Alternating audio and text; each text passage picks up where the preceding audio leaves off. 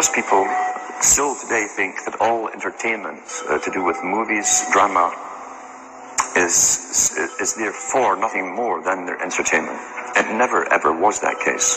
Of course, television can't perform such miracles as this, yet. But perhaps there's no harm wishing that it could. The greatest social messages are promoted through movies and drama, high drama, through the fixation of emotive sequences, emotional sequences, not logical, factual sequences, but pushing points across in an emotional way which register and fix in the mind. So emotional content is very, very important, rather than going through an actual discussion or an argument using logic and facts. There's no debates. And when you're being downloaded through fiction, your guard is down, the sensor part of your brain is not in action. It isn't saying, yes, I agree with this, I disagree with that, as you would in a debate or a lecture. You're actually in an alpha state, being completely downloaded with new ideas. About 100 years ago, this big organization with many branches, they wanted to rule the world basically using Britain as a nucleus of a system, an embryo, which also was going to be joined with the US under the Anglo-American establishment, wrote about the kind of culture and the changes of culture over a 100-year period that they would actually design, implement, and bring in.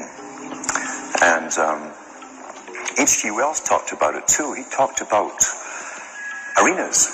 He says arenas could be put up across the world for sports, for instance. Now at that time, sports was something that children, school children were into. Adults became adults and got onto adult things. So it was unimaginable at the time that people could actually believe that there was even a need for adult sports and entertainment, never mind having arenas built across the world. But he said we can do this, and foist basically a sports culture for the males. Using a tribal system, we're all tribal to an extent. That's why we even bother to vote for a tribal leader. This is well understood. That's why we're supplied with these leaders. And because the average man was to become more disengaged from his own destiny as the expert class arose, it was decided that the males would get their outlet, basically, gradually becoming helpless as males through sports. Therefore, they'd have a tribal team they could identify with. They could cheer them on as they were winning. In their own personal lives, they were getting nowhere. They were getting disenfranchised in a sense as experts took over decision-making for them in all kinds of fields. So this was psychology at use, planned before they even implemented the sports. That's why they pay athletes these fantastic salaries. I was listening to the radio the other day. They just contracted to pay one player on one team $6 million a year. Can you believe this? And why is that? It's the Roman circus. What does the emperor do when the people become restive, and when the people are asking questions, and when the people don't like the policies of the emperor? He sends them to the circus. He creates a circus. He builds a giant coliseum. And he begins to throw the Christians to the lions. And he has great chariot races and football games and basketball games, all to keep the idiots preoccupied with things that don't mean anything in the scheme of the entire world, so that they don't have the time to learn what the truth is, so they don't ever get smart enough to learn how they're being manipulated, so they don't ever question the emperor. That's why they pay a player on a football team or a baseball team $1 million or $2 million or $3 million a year. It is the Roman circus. I know men who don't know anything in the world except who plays third base for the Mets. And they think that's a great accomplishment.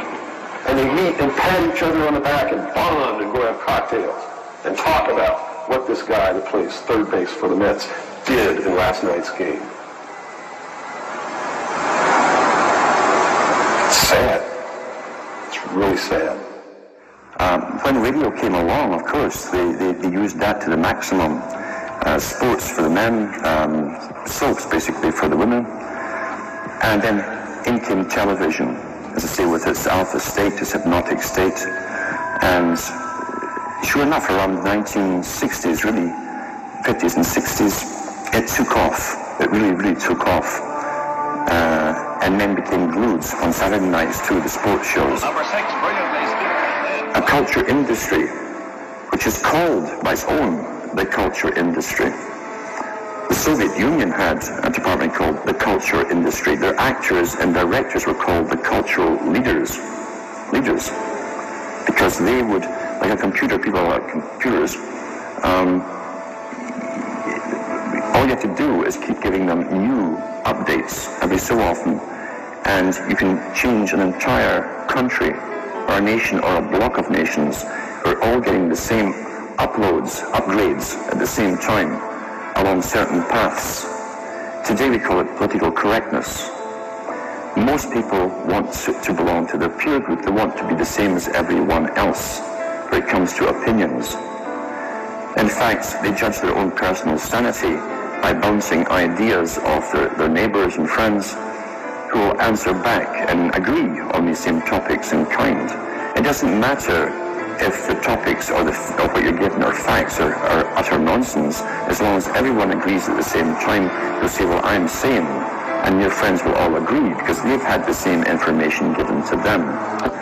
If it's on TV and a famous face says something, then it must be true. He doesn't have to show you the facts or anything else.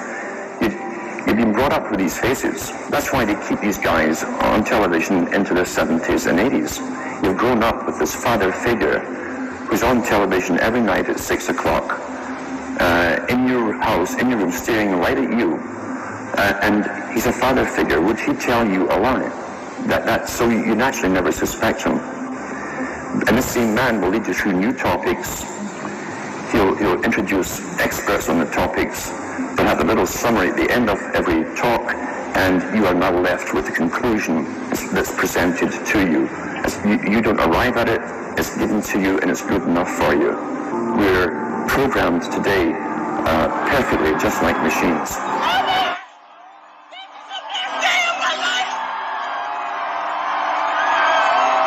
We tie this in with the Brzezinski. Brzezinski said in 2 Ages, now this guy was way up with the NSA. He's a master geopolitician. He admits he works in 20, 50-year periods to do with geopolitics in other countries. But he said himself, the public will shortly be unable to think or reason for themselves. He was meaning by the form of information that was given to them, the type, the formulas that were in use then in the 1970s. He says, eventually they'll be unable to think or reason for themselves. And eventually, he said, they will expect the media to do all their thinking and reasoning for them. Well, that's happened today. That's why people today can't think outside of the programming from television.